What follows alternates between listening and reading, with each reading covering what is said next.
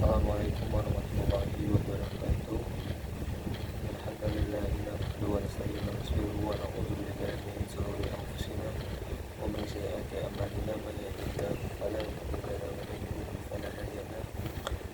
Asyhadu an la ilaha illallah wa la syarika lahu wa asyhadu anna Muhammadan abduhu wa rasuluhu la nabiyya ba'dahu.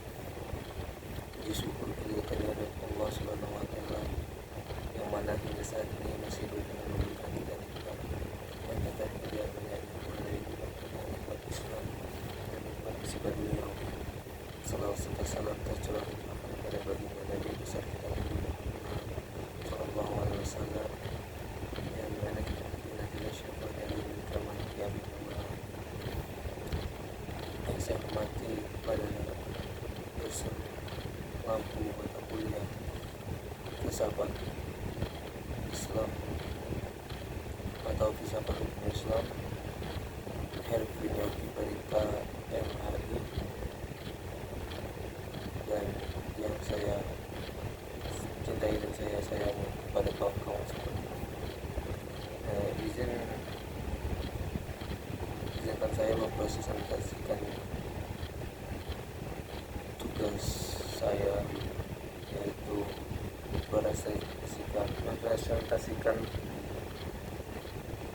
tugas apa yang diberikan oleh Pak Hervin Yogi Barita MHI, yaitu sumber hukum Islam. Sumber hukum Islam bahwasanya ada dua, yaitu Al-Quran, Sunnah. Ada tiga, maksudnya ada tiga, ada Al-Quran, Sunnah, dan Ijtihad.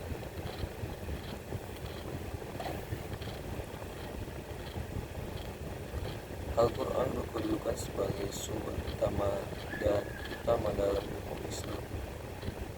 Hal tersebut juga diperlukan sebagai upaya mengatur perilaku manusia baik, hubungan dengan manusia atau makhluk yang lainnya secara horizontal. Demikian pula seluruh persoalan yang berkaitan dengan hukum, meski dicari jawabannya terlebih dahulu dari petunjuk yang terkandung di dalam Al-Quran, kemaslahan hidup manusia di dunia dan akhirat. Ini dapat diperoleh jika manusia melandaskan pada perilaku hidup mereka pada petunjuk Al-Quran.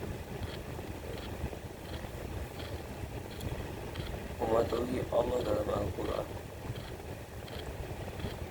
lebih dari 30 kali ditemukan perintah mematuhi Allah dalam Al-Quran, bahkan meninggalkan aturan yang disebutkan Al-Quran akan membawa akibat meningkatkan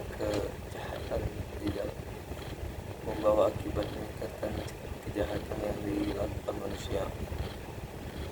Al-Quran secara tradisional dan makna dikandung bersifat qat'i al-wujud.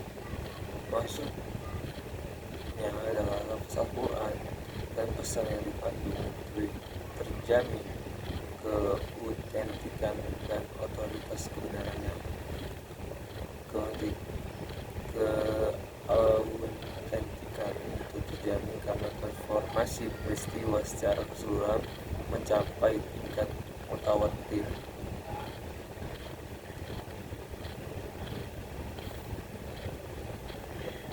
Pada uraian sebelumnya telah dijelaskan bahwa Al-Quran sebagai sumber utama yang paling utama dari hukum Islam yang bersifat global yang membutuhkan penjelasan secara operasional.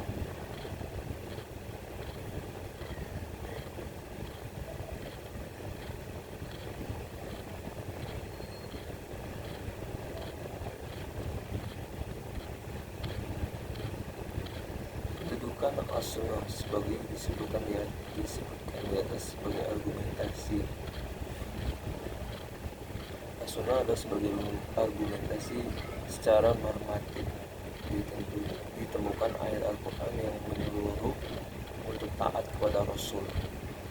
Ketaatan kepada Rasul di sini dikaitkan dengan ketaatan kepada Allah Subhanahu wa taala, seperti yang ditemukan pada surat Al-Quran, surat An-Nisa ayat 13. Artinya hukum-hukum tersebut itu adalah ketentuan-ketentuan dari Allah. Barang siapa taat kepada Allah dan Rasul, niscaya Allah memasukkan ia ke dalam surga. Al-Quran sering menetapkan beriman kepada Rasul sama dengan kewajiban beriman kepada Allah Subhanahu wa ta'ala, disebutkan dalam surat Al-A'raf ayat 158.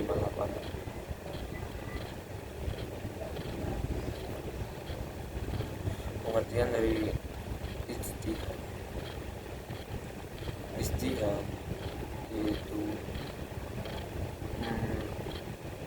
berusaha secara bersungguh-sungguh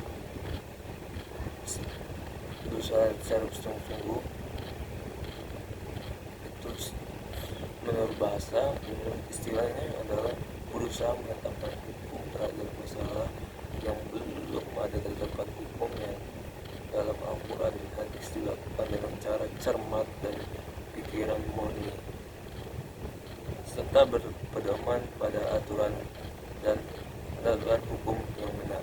Rujukan ijtihad tetap pada Al-Quran dan hadis, dalam arti bahwa menetapkan hukum ijtihad tidak boleh bertentangan dengan ayat-ayat Allah atau ajaran Rasulullah SAW.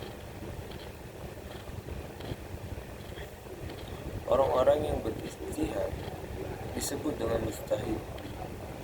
Yang satu dengan mujtahid, yang lainnya dalam menetapkan perkara yang belum ada ketentuan hukum dalam Al-Quran, mungkin akan berbeda dalam menetapkan hukum. Ada pendapat yang satu benar dan yang lain menjadi salah. Hal ini menjadi penilaian yang mempengaruhi hukum.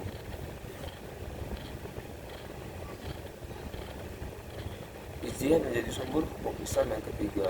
Boleh dilakukan oleh siapa saja yang memiliki persyaratan minimal seperti memahami mafhum ayat atau hadis, memiliki atau menguasai ilmu alat atau seperti nahwu, sorof, mengetahui latar belakang suatu ayat atau hadis, luas pemahamannya terhadap pengetahuan Islam, memiliki loyalitas yang tinggi terhadap agama dan lain-lain.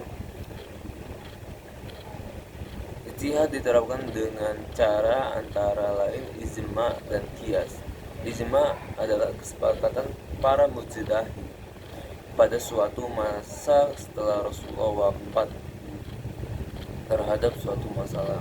Sedangkan qiyas adalah suatu penetapan hukum dan cara mengumumkan sesuatu perkara yang sudah ada ketetapan hukumnya terhadap masalah lain yang dihadapi dan belum ada ketetapan hukumnya, sedangkan antara keduanya sama-sama memiliki sebab yang bisa disepadankan.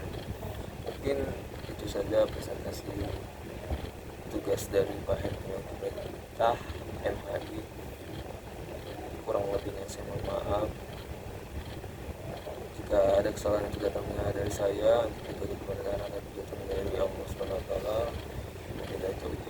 Wassalamualaikum warahmatullahi wabarakatuh.